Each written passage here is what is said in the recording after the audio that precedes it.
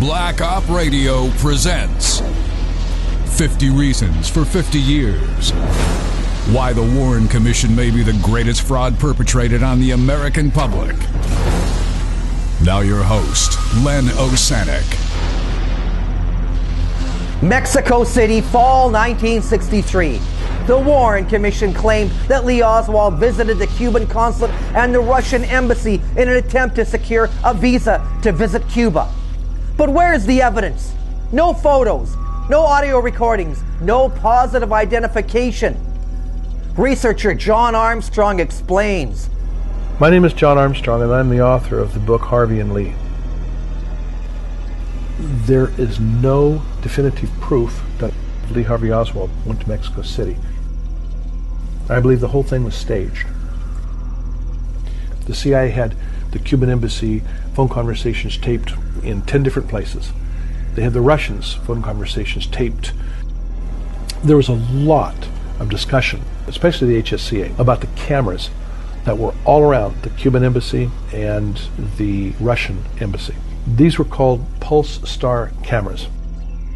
And the telephoto lens was focused on the entry door to the Russian and or Cuban consulates. Not one camera. There were 2 at the Cuban consulate, and I think there were 3 at the Russian embassy.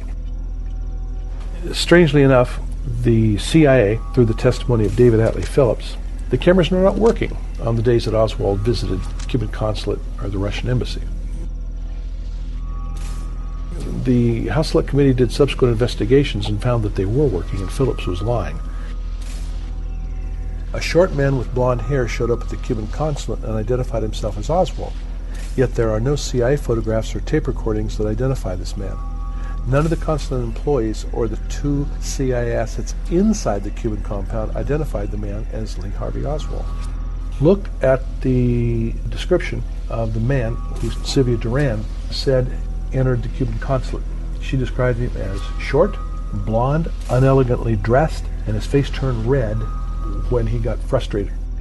Members of the House Select Committee talked personally with Fidel Castro.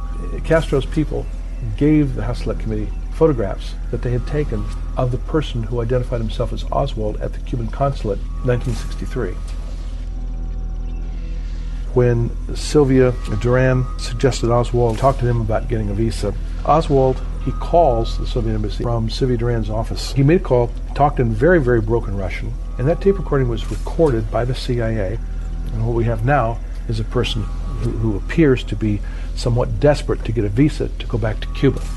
The tape recording of Oswald's voice, which was clearly not Oswald. The FBI heard it.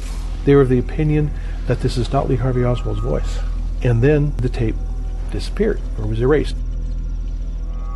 The conversation between Hoover and President Johnson that occurred at 10:01 a.m. on November 23rd, the day following the assassination, as the 2 men discussed Oswald's visits to Mexico City. We have up here the tape and the photograph of the man who was at the Soviet embassy using Oswald's name.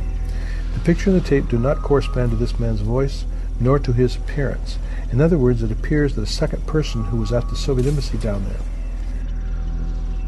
CIA officers lied, and we now know they fabricated documents and photographs in an attempt to create the illusion that Oswald was in Mexico City.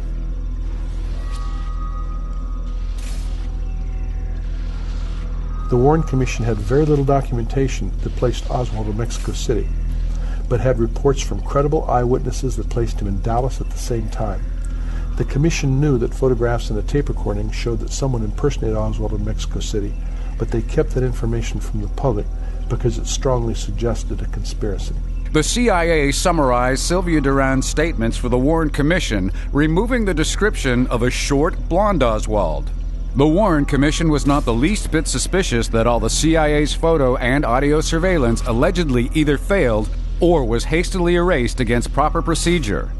For the record, despite multiple opportunities over several days, the CIA could not produce any hard evidence of Oswald's presence in Mexico City and could not clarify why the transcripts of his visits appeared manipulated.